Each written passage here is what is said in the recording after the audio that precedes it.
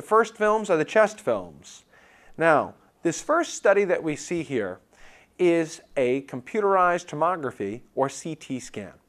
The CT scan basically has the same concept that the X-ray does, which is that things that are denser appear white, because the denser it is, the more likely it is to block the X-ray energy.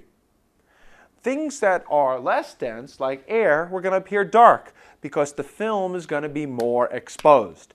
So if we look at our chest CT here, we will see that the lungs, which are predominantly air, are going to appear very, very dark.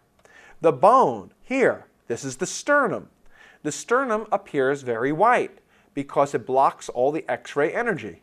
These here are the clavicles. Now, I always like it when somebody thinks that this is the iliac crest and these are the hips, because they think this is the pubic symphysis. I guess this makes this the rectum. But this cannot be the hips because the lungs, as we know, used to always be in the chest cavity. So the most common wrong answer on this is saying that these are the hips, these are the scapula, this is the scapula, this is the vertebral body. And this is where the spinal cord itself travels down. This is the spinous process of the thoracic vertebra, and all of these are the great vessels inside the chest. What is this? Are you thinking aorta? Aorta would be the most common wrong answer. The aorta, when I was in medical school, the aorta used to carry blood. And as of now, I understand it still carries blood. So this air here inside of this structure, this is the trachea or trachea, depending on where you like to put the emphasis. So this is the trachea. This behind it is the esophagus. You'll see the esophagus is squished flat because the esophagus does not have cartilaginous rings. The esophagus does not have cartilaginous rings to be able to hold the structure open. So therefore, the esophagus is going to look flat. Trachea, esophagus, sternum, vertebral body, spinal cord, scapula, and the white things around the side will be ribs. Now these small white dots that you see here, these small white dots are blood vessels that have been caught in transection. They're blood vessels that have been sliced in half by the X-ray image. Now, if these white dots were very far out in the periphery, out here, they would be abnormal because you should not have large major blood vessels out here in the periphery. To have these white dots and to have these blood vessels on end here would be considered normal because the blood vessels come out from the hilum and get thinner and thinner and thinner and thinner as it moves out. If it was out here, it'd be a nodule. If it's in here, this is a blood vessel that is on end. Now, you notice that we have this thing over here and we don't have it on the other side. So it must be abnormal because we were meant to be symmetrical. Now, what is this structure? Now, you might say that that is a lung abscess. You might say that it is a cancer. However, this is a good example of why the radiologic test is never the most accurate test.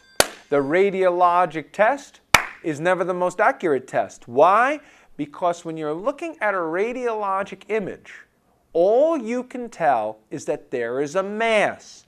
You can't tell whether it's a cancer, an infection, until you have taken a sample of it. Therefore, all you could say is it is a right upper lobe mass. Now, why the right upper lobe? Because you're looking up from the feet towards the head.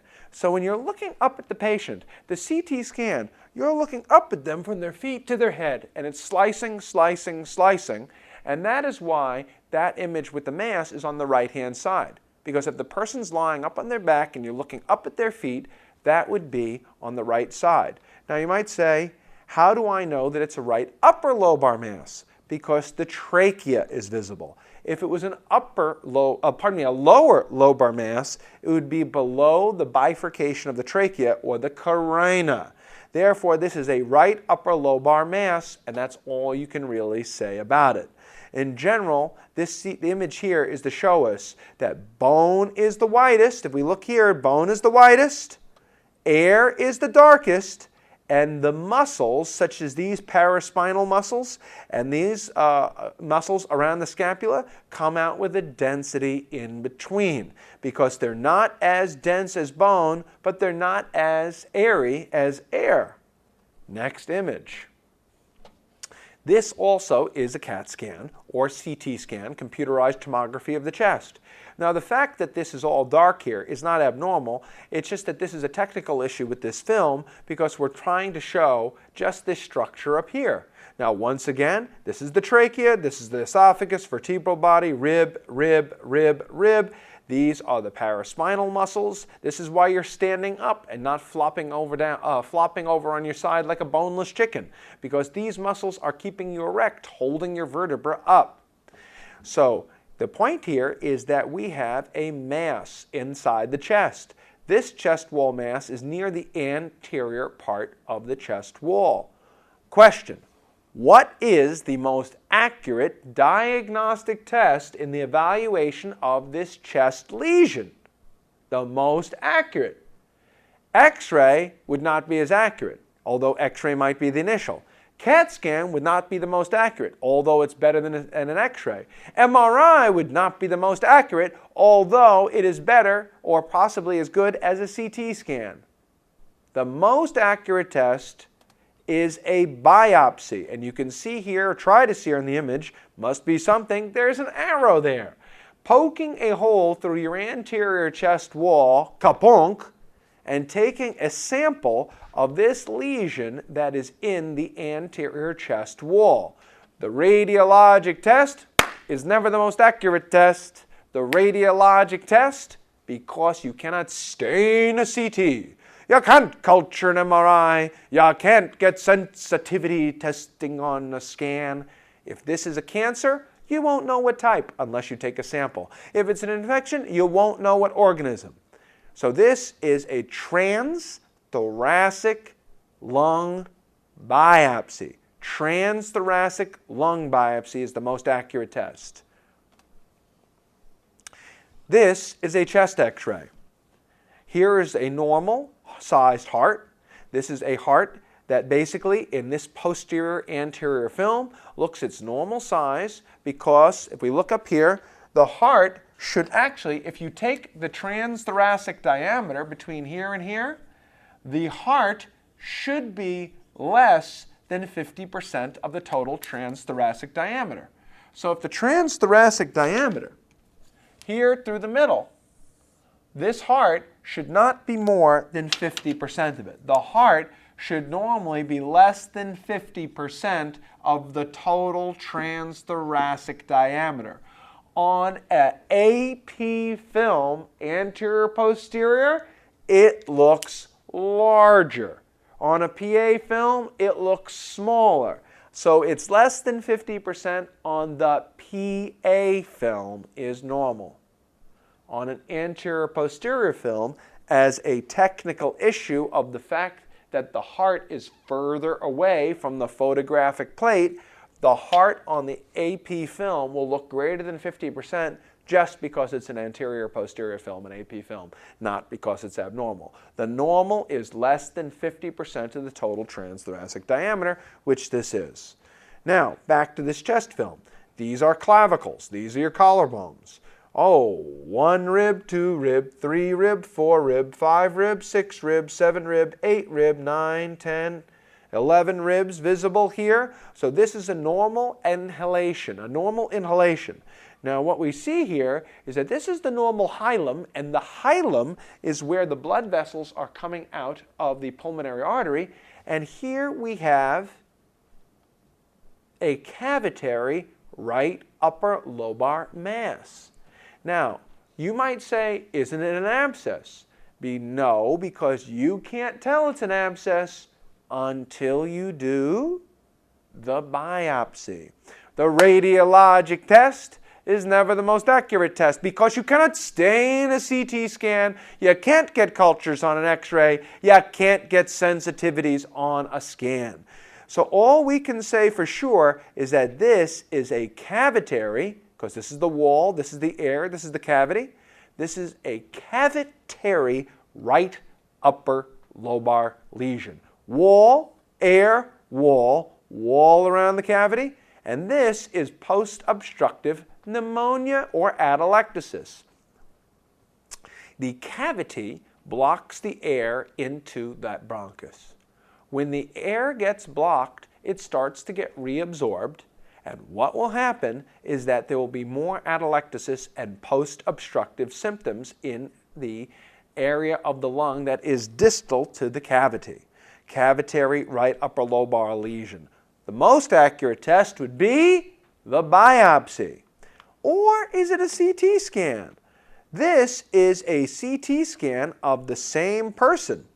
This is the CT scan of the same person, and what we see here is that this is a cavity with the wall of the cavity.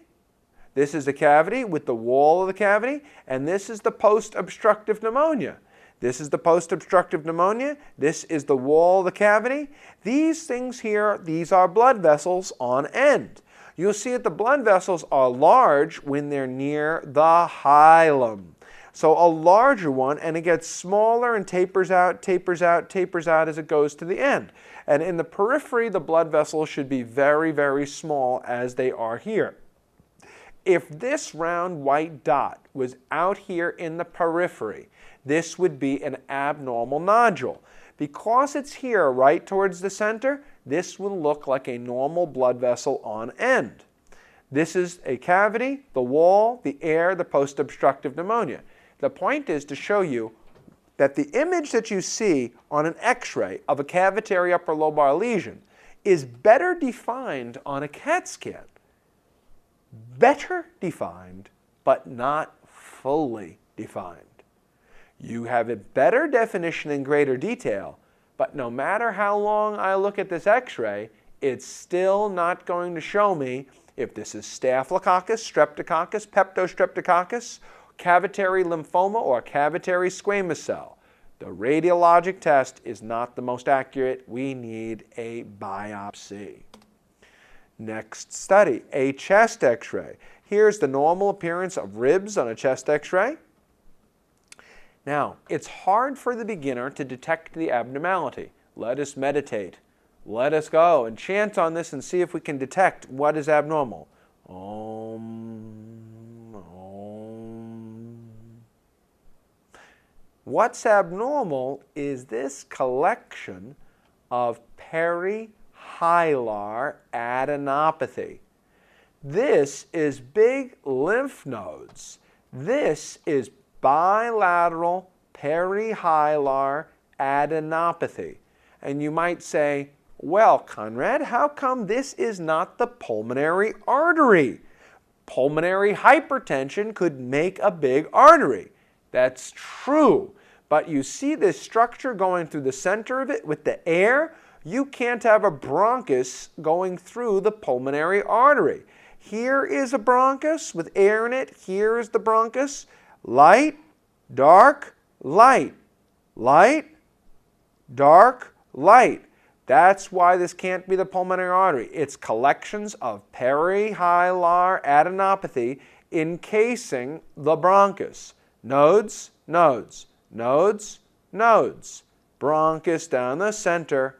So you might jump to and say, hey, I think that this is sarcoidosis. Another person goes, no, it's lymphoma. That causes perihilar adenopathy. The third person says, no, I think it's cat scratch disease. The fourth person says, no, I think it's borreliosis. I want to say that just because nobody else around here knows about borreliosis except for me.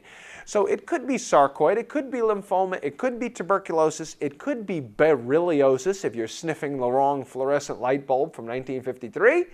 However, the correct answer is to say it's perihilar adenopathy, and you cannot say for sure what that is until you have a biopsy. The radiologic test is never the most accurate test because all you know is that you've got a perihilar adenopathy, big fat lymph nodes, which in this case did turn out to be sarcoidosis.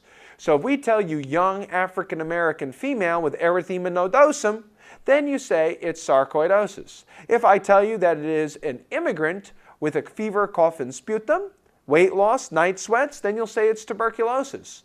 And if we say that it is a person with cervical lymph nodes that are large, also with fever, weight loss, and night sweats, you might say it's most likely to be lymphoma. However, you cannot say for sure till you biopsy. Now, back in the previous image, we did a transthoracic biopsy because we had to see that through the transthoracic biopsy here, that this was closer to the anterior chest wall. So we did a transthoracic biopsy. What is the most accurate test for this patient's diagnosis? In the previous image, when the lesion was in the anterior chest wall, the most accurate test was a transthoracic biopsy because this lesion is technically accessible to the anterior chest wall. On subsequent images, these lesions are near the bronchi. And because they're near the bronchi, a transbronchial biopsy is the most appropriate thing because these are anatomically accessible to the bronchus. So we would do a transbronchial biopsy here, not transthoracic, because this is in the center of the chest. Next image. These lesions here. Air, fluid, air, fluid, air, fluid, air, fluid, air, fluid levels, air, fluid levels, air, fluid levels. Multiple air fluid levels, these is multiple cavitary pneumonia, such as a person who had recurrent aspirations. If a person had recurrent aspirations or a diffuse necrotizing process that would cause diffuse necrotizing cavities throughout the lungs. Again, most accurately would still be a biopsy to get a sample of that. This X-ray is harder for people. It looks very dark. It looks very dark because there's a lot of air. The air comes out dark because there's not enough density of tissue to block the penetration of the X-rays. Bone white, heart is sort of in the middle. This is the diaphragm and the liver is underneath here. The stomach is underneath here. Because the liver is denser, it comes out whiter. Because the stomach has a bubble of air in it here, a burp waiting to happen, it comes out darker because the radiographic imaging is penetrating the air of the stomach. Here is the trachea with its air in it, and so therefore it is darker, the clavicles. What is seen in this image is COPD, or emphysema. These, if we look up at a close-up of this, are the walls of bulla. These thin white lines are the walls of bulla. Bulla are large air-filled spaces from the decomposition of the elastic tissue of the lung. It makes the bulla form, and when the walls of the bulla touch each other, it looks like these thin white lines. The reason that this film looks so dark is because there is a lot of air that is penetrating and making the film look dark because these are air-filled bulla.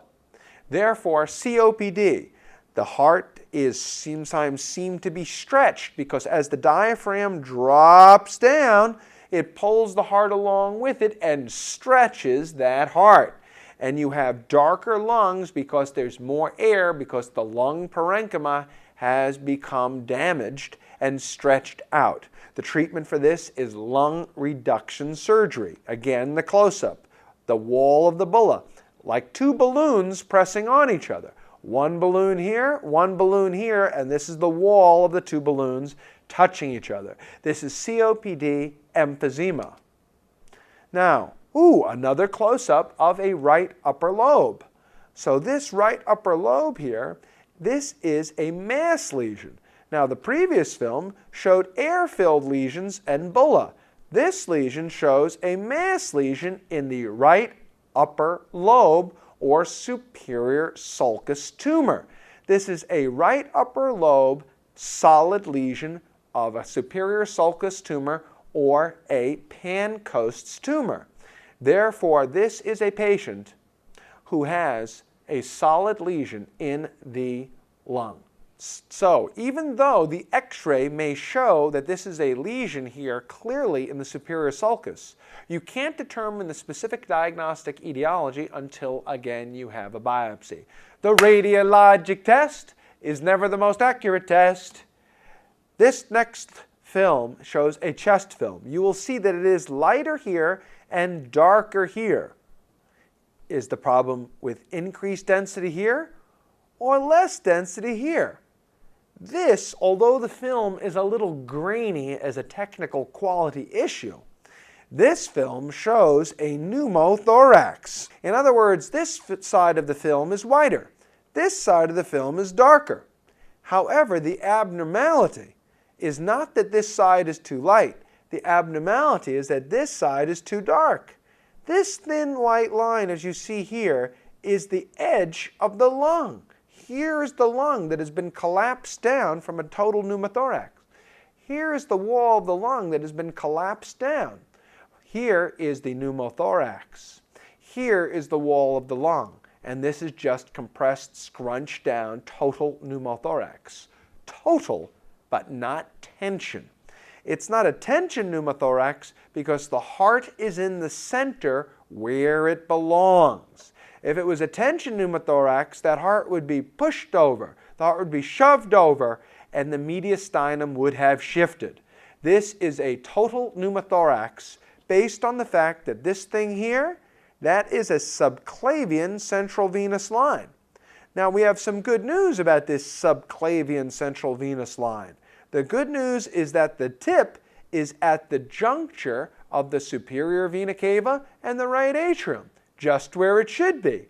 The bad news is that we went through the lung to get there.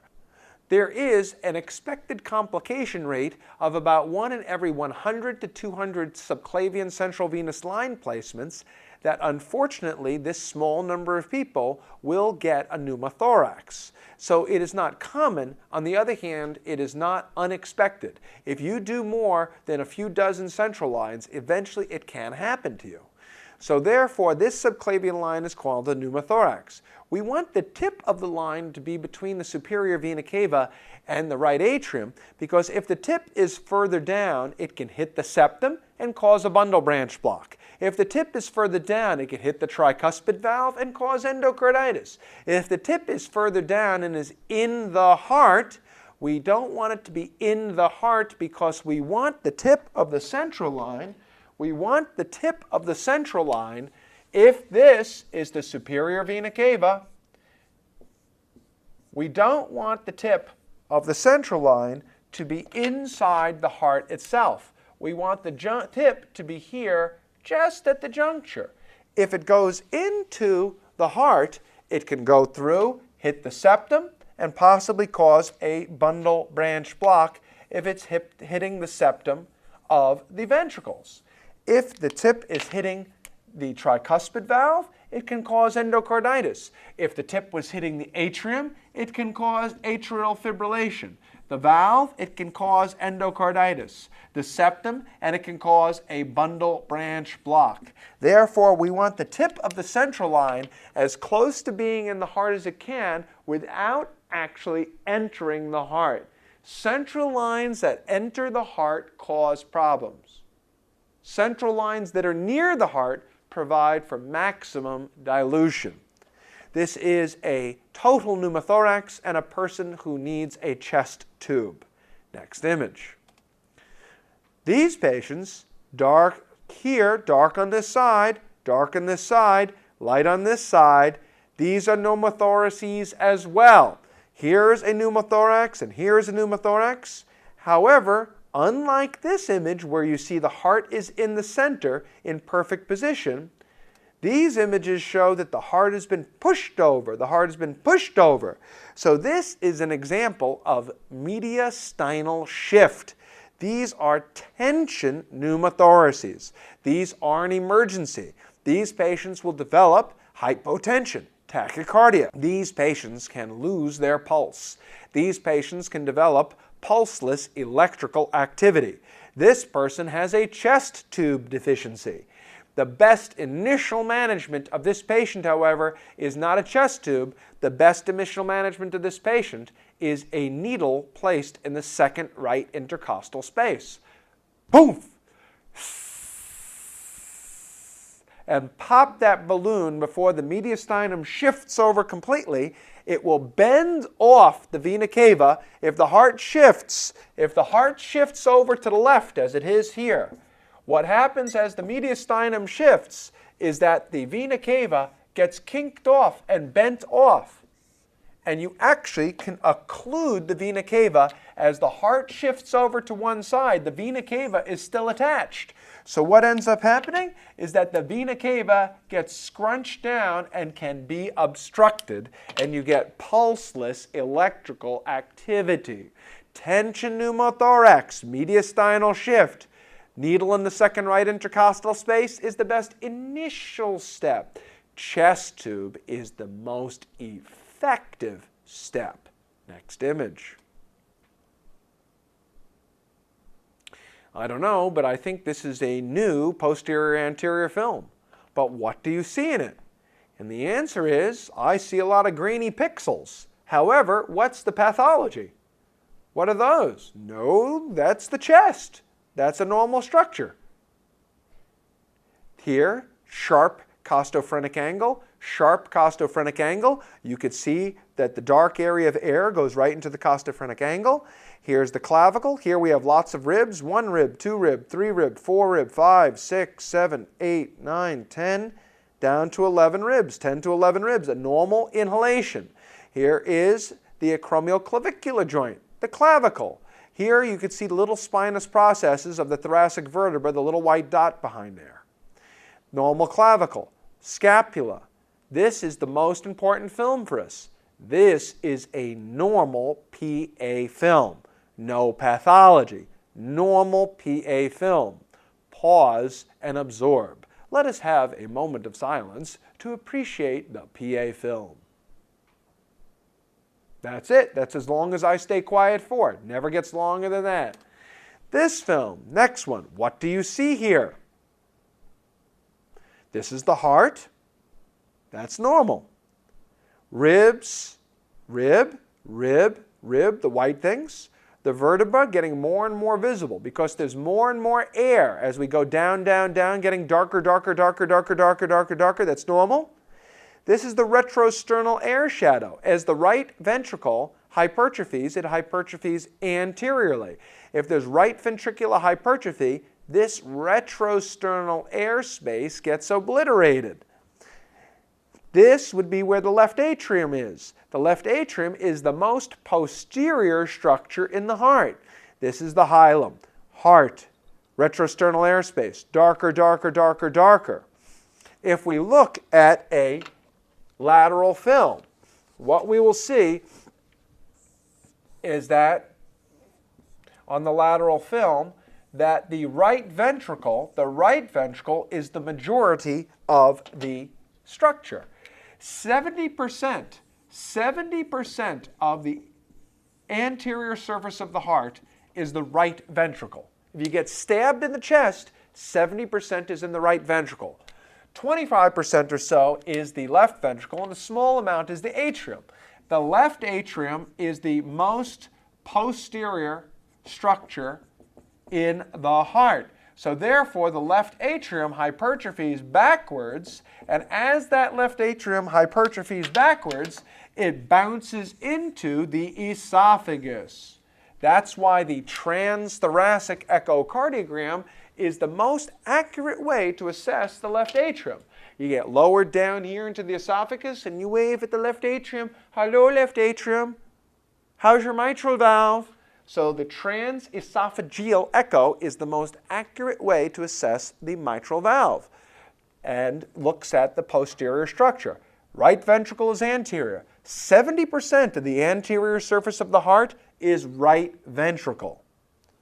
This patient has a normal retrosternal airspace, a normal heart size, no fluid in the costophrenic angles, which is more accurate for looking at a pleural effusion. The lateral or the AP? And the answer is the lateral chest x-ray can detect as little as 50 to 75 milliliters of fluid, whereas the PA film needs 200 to 300. This is one of the most important films. It's a normal lateral chest X-ray. A normal lateral. Observe and absorb. This film, what do you see? It's a chest film. It's a PA film. The heart is less than 50% of the total transthoracic diameter. Ribs. Oh, 1 rib, 2 rib, 3 rib, 4 rib, 5 rib, 6 rib, 7 rib, 8, 9, 10, 10 to 11 ribs. It's a normal inhalation. These are the spinous processes of the thoracic vertebra. Here is the collarbone and the clavicle. This film, although a little white and a little underpenetrated, this is a normal PA film. This is a normal PA film. This is a normal PA film, and this is the normal lateral. Pause, absorb, so that when you see the pathology, your eye will be drawn to the pathology. Next film. Oh, my eye is drawn to the pathology. Gee, this guy doesn't seem to have a big collection of mucus in his right upper lobe. This must be abnormal. What lobe of the lung is this? What lobe? This is the right upper lobe. Why upper? Because the right middle lobe, you see the side of the heart here? The right middle lobe would obscure the right heart border. The right middle lobe would obscure the right heart border, and this would not be visible. The right lower lobe would obscure the right hemidiaphragm to make a silhouette, to obscure the diaphragm with this infiltrate. Right lower lobe pneumonias obscure the right hemidiaphragm. Right middle lobe pneumonias obscure the right heart border. This is the right upper lobe not passing the minor, also known as lateral fissure. This is a normal variant that only 3% of students know what this is. You'll not be directly asked, but if you know what that is, you should walk straight to your examination now and get a 95 now. This is a normal variant called the azygous lobe of the lung. This is a normal variant known as the azygous or azygous lobe of the lung. It is like the lingula, except everybody's got a lingula in their left lobe, in their left lung, but not everybody has an azygous lobe. So the azygous lobe is a normal variant, and this is a right upper lobe pneumonia sparing the azygous lobe. Now, this is lobar pneumonia. It's bacterial. It's smooth. It's white. It's even. There's no air visible. No darkness there. It's all smooth, white, homogeneous, and even with no darkness in the lung. Therefore, this is a lobar infiltrate, most likely bacterial in etiology. Viruses go bilaterally. Mycoplasma goes bilaterally. Chlamydia goes bilaterally. So let's look at this again as our list of things. Bilateral interstitial pneumonias would give air visible in between the various white areas. Viral pneumonias are bilateral interstitial. Pneumocystis pneumonia is bilateral and interstitial. Mycoplasma pneumonia is bilateral, all 5 lobes. Chlamydia pneumonia is bilateral and interstitial. You would see airspace in between the density. And Legionella is bilateral. Therefore, this patient has 1 lobe of the lung and is most likely bacterial in etiology. What is the most accurate diagnostic test? The sputum culture or lung biopsy. The radiologic test is not the most accurate test. Next image. What lobe of the lung is this? This is the right middle lobe. The right middle lobe is an obscuration of the right heart border. We can still see the right hemidiaphragm. This is the transverse, also known as minor fissure. In other words, the upper lobe is here. The lower lobe is here. The middle lobe is here, obscuring the right heart border. minor fissure, right heart border, right middle lobe pneumonia. Next slide. Now, this is to show you the same minor fissure that was visible here. Here's what it looks like if you were to just draw it out. That is, by the way, not a naturally occurring structure. We drew that on the slide so you can see it. People saying, I don't remember that I had a transverse line in my chest. And the answer is you don't. Here's the minor fissure. Here's what it looks like anatomically. All the infiltrates below that are right middle lobe. Minor fissure. Here's what the lines would be. This is drawn on the film to show you the minor fissure. Major fissure. Minor fissure, major fissure, Conrad fissure. Everything that is here is upper lobe. Everything that is here is right middle lobe. Everything that is here is right lower lobe. And these were where the lines go. So we could see in our previous films the minor fissure and the upper lobe, the minor fissure and the middle lobe, the minor fissure, also known as transverse fissure, and the major one, separating the upper from lower lobes on an otherwise normal lateral x-ray. Getting darker, darker, darker, darker as we move down. Retrosternal airspace, this would be the right ventricle, left atrium. Esophagus comes down here. How come I don't see the esophagus? Because it's not visible, because it doesn't have bone in it, and it's smaller and it's mixed in the density of the vertebra there. Next image. This is a CT scan, a CAT scan of the chest. Here's the sternum. Here's a rib. Here's a rib.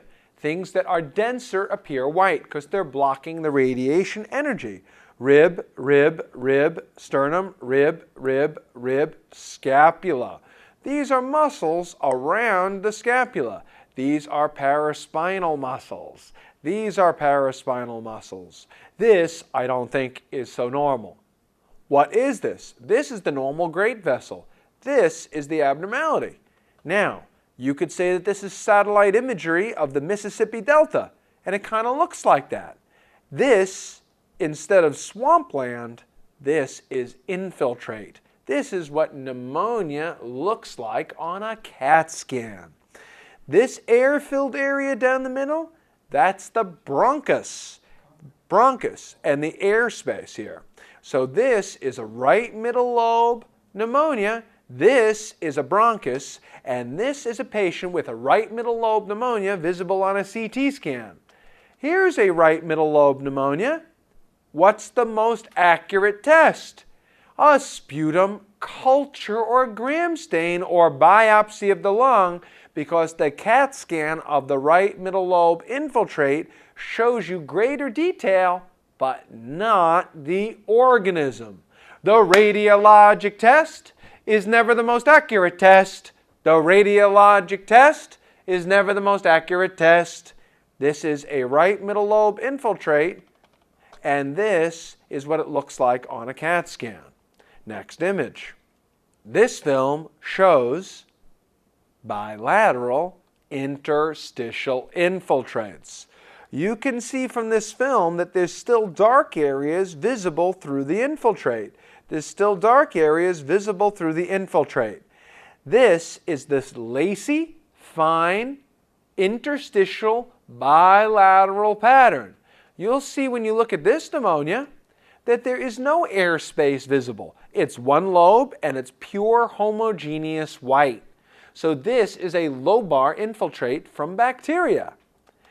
These images that are seen here in our next slide, this is bilateral interstitial. You could still see dark areas in between it.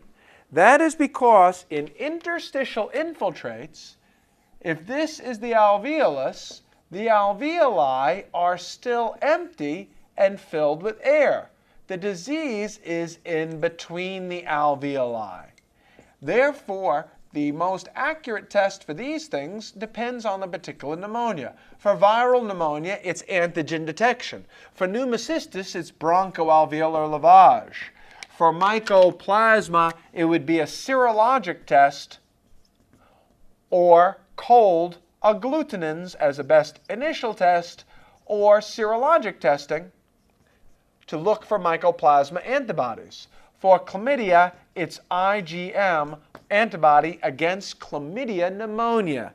And for Legionella, the best initial test would be a urine antigen, and the most accurate test would be a specialized culture on charcoal yeast extract.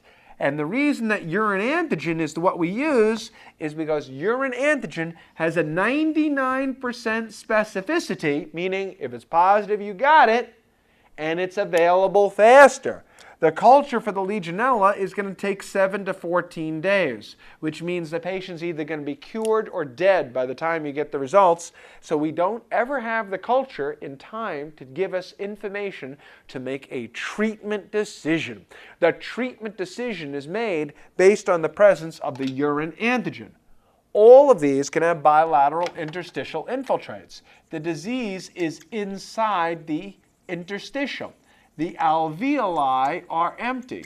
And since the alveoli are empty, there are dark areas visible within the lung structure, such as you still see some dark in there. Now, this patient happens to have pneumocystis. However, you could not have told this exclusively from the chest x-ray. This patient is a patient with HIV and less than 200 T cells, with a dry cough, shortness of breath, progressive dyspnea on exertion, dry cough, shortness of breath, HIV with less than 200 T cells. However, you could not have told this just from the x-ray. From the x-ray, all you could say is, these are bilateral interstitial infiltrates. And I don't know if it's pulmonary fibrosis or an infection. If it's acute with a fever, it's an infection.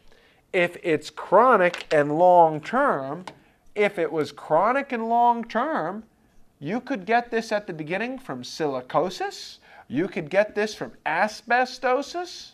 You can get this from all of the chronic lung disease.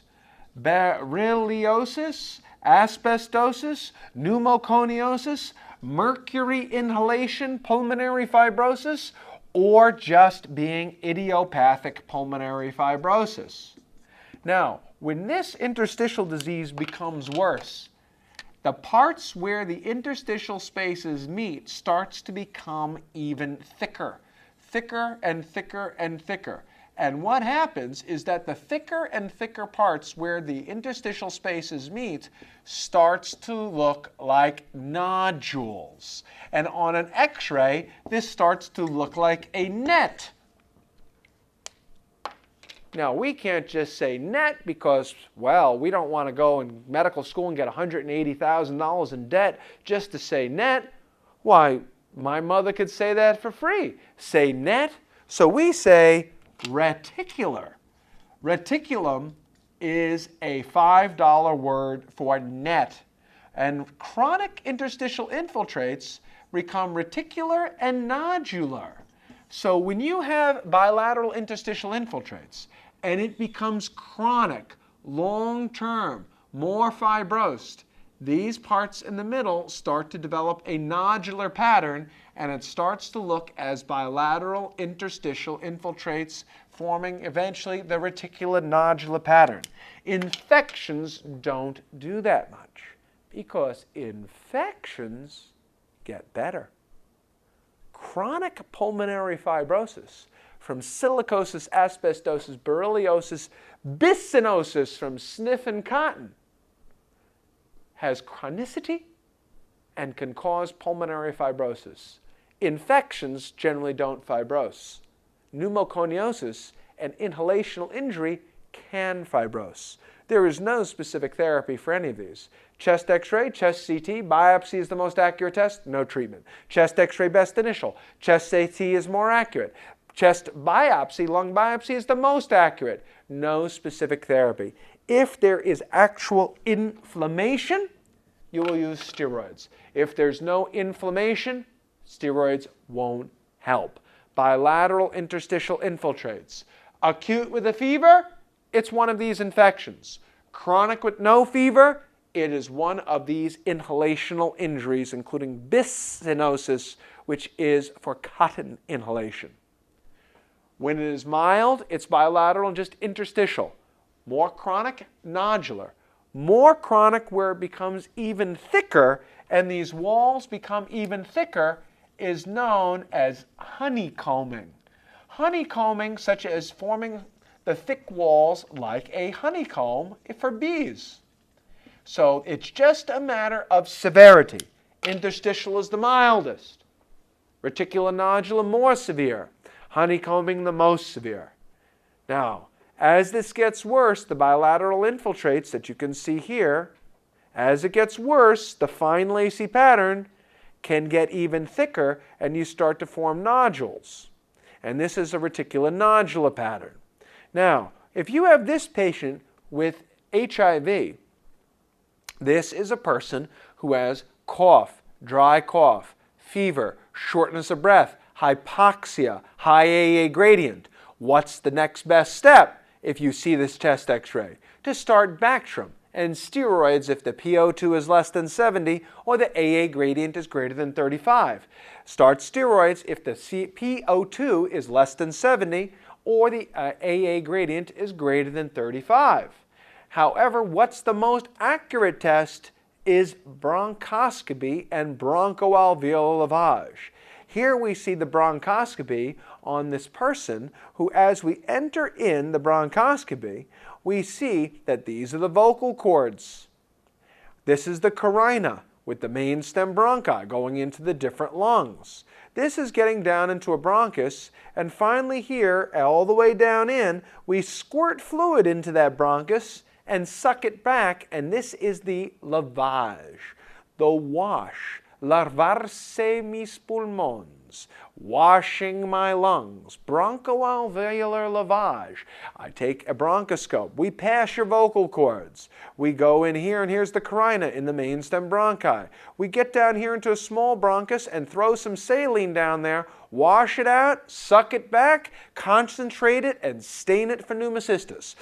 Which of the following is the best initial test for pneumocystis? Chest x-ray showing bilateral interstitial infiltrates. What's the most accurate test for pneumocystis? Bronchoalveolar lavage on bronchoscopy. Start Bactrim and steroids if the PO2 is less than 70 or the AA gradient is greater than 35. If you're allergic to Bactrim and you get a rash, I would use intravenous pentamidine. Remember, dapsone is only for prophylaxis. Next slide. This is a patient with congestive heart failure. This is a patient who's got involvement of these blood vessels. These are the congested veins. As they're trying to bring blood back into the heart, these are the veins trying to bring blood back into the heart. So these are venous structures trying to bring blood back into the heart, and this is pulmonary vascular congestion, also known as pulmonary vascular redistribution. Most of the blood flow is normally at the bases. When the lungs become all filled with fluid, the fluid redistributes up towards the head. Therefore, this is pulmonary vascular redistribution, could be also called pulmonary vascular congestion. It can also be called cephalization. Congestion. The blood vessels are filled up with fluid. So since it's congested, the flow starts to move up and towards the head. So instead of it being at the bottom, it is now redistributed. What's the redistribution? Instead of just being at the bases, it's now going up towards the head. And since it's going up towards the head, it's also known as cephalization. And cephalization means that it's going towards my cephalo, my brain. All three of those words mean basically the same thing. This is a different picture of the same thing. These are EKG leads, the 3 leads for a monitor in the intensive care unit. What type of film is this? I know it's a chest x-ray. But what type of chest x-ray? It is an anterior-posterior film, an AP film. How do I know that? Because the person is sitting down in the intensive care unit with these leads on their chest. This is congestion as well. Here the bases get filled, and these are the veins. These white structures coming down from the top, these are veins trying to drain blood back into the heart. Once again, pulmonary vascular congestion. This is a very subtle finding of congestive heart failure. This is a very subtle finding, and these thin lines in the bases, these are known as curly B lines. These small horizontal lines in the bases is fluid in the interlobular septa. Now, each lung has several lobes. The right lung has 3 lobes. The right lung has 3 lobes. So if we look at the right lung, we know that there is a minor fissure giving us the right upper lobe and the right lower lobe and the right middle lobe. So we have 3 lobes. Now, in each lobe, there are several lobules. So the lobules make up the lobe. When fluid goes outside the lobe, it's known as a pleural effusion. When fluid goes outside the lobules within the lobe, that is curly B lines. And remember, it's curly with a K, K-E-R-L-Y, not C-U-R-L-Y, as in Larry, Moe, and. So curly after Dr. Curly, curly B lines. As you notice, the curly B lines are rather straight. That's part of the problem. Curly's lines are straight lines horizontally at the bases. They represent fluid in the interlobular septa. Now, since the 80s, the echocardiogram has become the standard of care to look at the ejection fraction, to look at left ventricular function, to look and see if there is systolic or diastolic dysfunction. So the echocardiogram is easy to obtain, can be in almost everybody's office if they are a cardiologist and know how to read it, and we can easily see the ejection fraction and left ventricular function.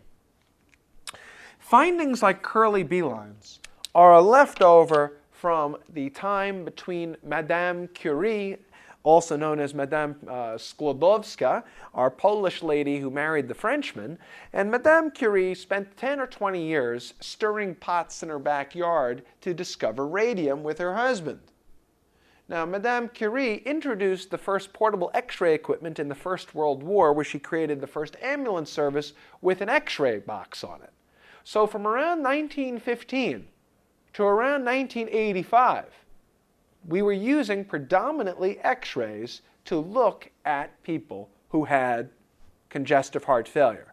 Consequently, things like curly B lines had more significance because we didn't have the echocardiogram to easily determine left ventricular function. So curly B lines now is more important for its physiology than it is for your ability to recognize it. It's fluid in the interlobular septa over here. Next image. What abnormality? What lobe?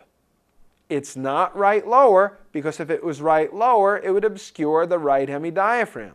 It's not right middle, because if it was right middle, it would obscure the right heart border. This is an EKG lead attached to the chest. This is an infiltrate, but it's of the right upper lobe. If it was the lower lobe, we wouldn't see the right heart border. If it was the middle lobe, we wouldn't see the right side here. But if it's the right upper lobe, this is respecting the minor fissure, and this is the inferior segment of the right upper lobe. Each lobe has several lobules. Not all of those lobules have to be affected. This is the involvement of just the inferior lobules of the right upper lobe. It's airspace disease. You could see there's no dark visible here, so it can't be interstitial. Remember that our interstitial infiltrates show us air in here, which is dark. So we have a fine lacy pattern of interstitial infiltrates, but there's still airspace in the dark in there.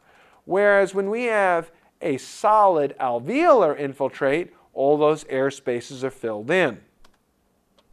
This is a lateral chest X-ray of the same structure. The right upper lobe, the right upper lobe, lateral showing the same thing. Next person. This next image shows a pericardial effusion. The heart is enlarging in both directions. Therefore, this is more consistent with the pericardial effusion. It can look like four-chamber cardiac enlargement. However, you can't make that final determination until after you have the echocardiogram. In the chest, if it was just the left ventricle hypertrophies out predominantly to the left side. And left ventricular hypertrophy hypertrophies mostly out to the side. Whereas pericardial effusion will go to both sides because the water accumulates equally going in both directions.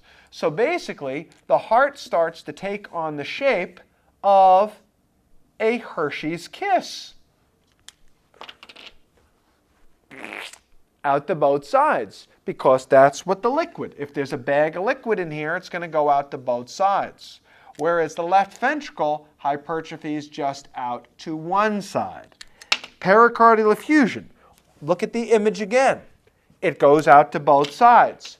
The white thing in the top, that's a pacemaker. That's not the main point. That wire going in is a pacemaker, but that's not the main point of the image.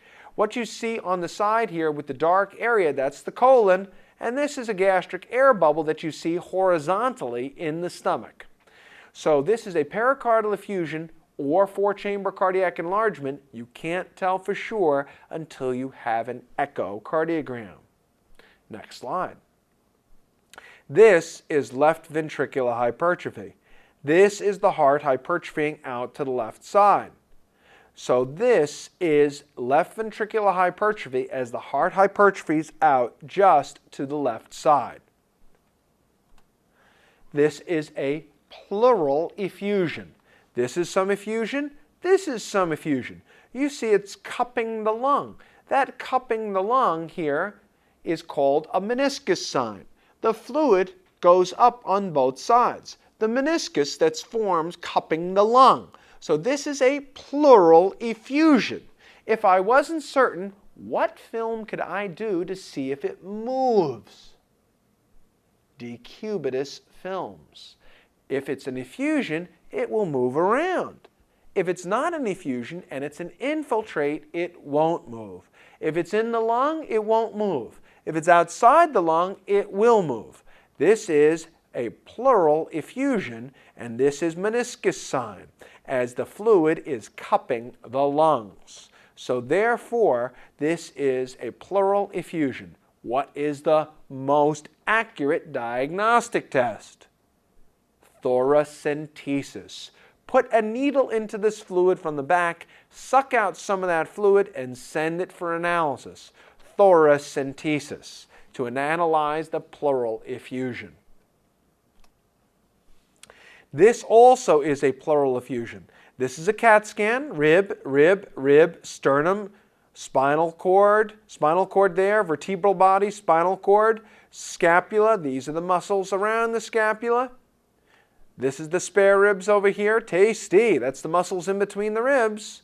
Now, this is a pleural effusion. What's it doing in the back? The person's lying on a table on their back. This line here represents the table that they're lying on.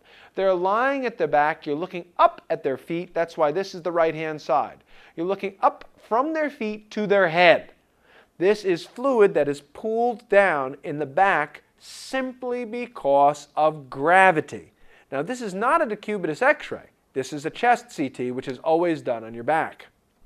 The most accurate test is a thoracentesis. Suck that fluid out of there, then get an analysis.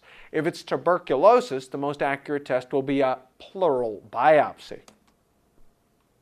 Next film is a chest x-ray. This is an abnormality at the left lower lobe. This abnormality is an infiltrate in the left lower lobe, and this is a person who simply has an infection in their left lower lobe. This is a left lower lobar infiltrate, and it's a pneumonia. Now the reason that this is shown is you see how it's going up in a fine lacy pattern up into the lungs? There's no meniscus sign and it's not solid and white, as opposed to the person who's got the pleural effusion, which is solid, white, and going up on both sides in a meniscus. This person, it's finer and smokier, and this is an infiltrate. This is a person who has a cavitary right upper lobe lesion. Unlike our previous x-ray though, this person has an air, fluid, air, fluid, air, fluid level. Here's the air fluid level, here's the cavitary right upper lobar lesion. Once again, what's the most accurate diagnostic test? It's a biopsy. The radiologic test is never the most accurate test because you can't stain the x-ray or culture it or send it to the lab. This is a cavitary right upper lobe lesion with an air fluid level. This is a person who fell down drunk flat on their back and aspirated. This is a supine aspiration. When you're sitting upright and you aspirate, oh, give me a buckeye, I think I'm gonna puke. It goes into your lower lobes. But what if you aspirate lying flat? Oh, I'll lay down for a little bit. It doesn't go into the lower lobes. If you're lying flat on your back, you aspirate into your upper lobe. And the right upper lobe is the most common site of a supine, meaning lying flat, aspiration. The oral flora went into there and started chewing away and eating away and melting away his lung. Cavitary right upper lobe infiltrate from a lung abscess is what this one is. Next case. It's a mammogram, and this is not that you'll be asked to read mammograms. You won't be asked to read mammograms, but just to show you what the mammogram looks like as the breast is squeezed in between two plates and squeezes the breast in between two plates of metal. The most important thing is that there is no male equivalent of a mammogram, where parts of the body has to be squeezed in between two plates of cold metal and have radiation shot through it to detect it. It should be done after the age of 40. This shows a suspicious lesion as a density. It's mammography. This is a picture of a chest x-ray where we have one breast, and this is the post-mastectomy film. So this is a person who has had a mammogram, and this is a person who had a mastectomy. This is a normal variant. This is a tortuous aorta. This is a person whose aorta has unwound, and this is a person who has a tortuous aorta. As the aorta unwinds, we get a person having their aorta, the elastic tissue, gets looser and looser as we get older, and the aorta unwinds. It is a normal variant. It can't just be cardiomegaly because there is airspace visible in between the aorta and the heart.